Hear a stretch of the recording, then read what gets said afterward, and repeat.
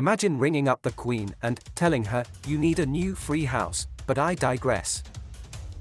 He goes on, "I told her we'd discussed our housing situation with the palace, and we'd been offered several properties, but each was too grand, we thought. Too lavish. And too expensive to renovate." Never let it be said that the Duke of Sussex is a consistent man.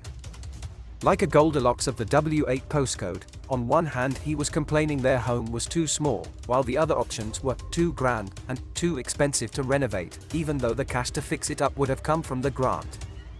After all, more than $4 million of grant money was used to do up Frogmore for the Sussexes. What the grant report reminds us is that so much, if not everything, was essentially served up to Harry and Meghan on a silver salver by a liveried footman, and yet they still felt they were hard done by. As always, smash the like button and subscribe to this channel, this way you won't miss our next video in this same channel. Side note, because no one has been handed the keys to the property since the Gloucesters left and as more work needs to be done, it is currently uninhabitable. Still, given that millions in grant cash was used on the Waleses' apartment, then it is hardly a stretch to assume that the necessary funds would have been made available to the Sussexes to fix it up.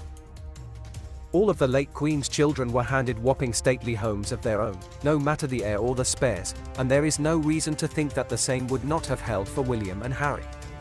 Maybe William would have gotten a better Rembrandt or Van Eyck or Holbein than Aitch for the wall of his downstairs lab, but really, that's just splitting hairs. Interestingly, it's not just Harry who comes across looking like he can't quite make up his mind about certain things, courtesy of the grant report.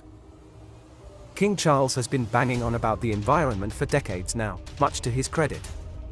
His Aston Martin runs on cheese and wine, and it was recently revealed that he has turned the palace's indoor pool's temperature down such that aides considering a dip are liable to suffer from frostbite.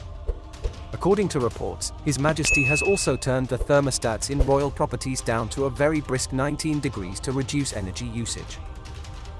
Pip pip, what an example for us to all live by, huzzah etc., except for the fact that the report also reveals that the working cadre of Windsors took 179 helicopter trips and 65 chartered flights and who knows how many trips on the royal train. This works out at nearly 4 helicopter trips and more than 1 private flight a week.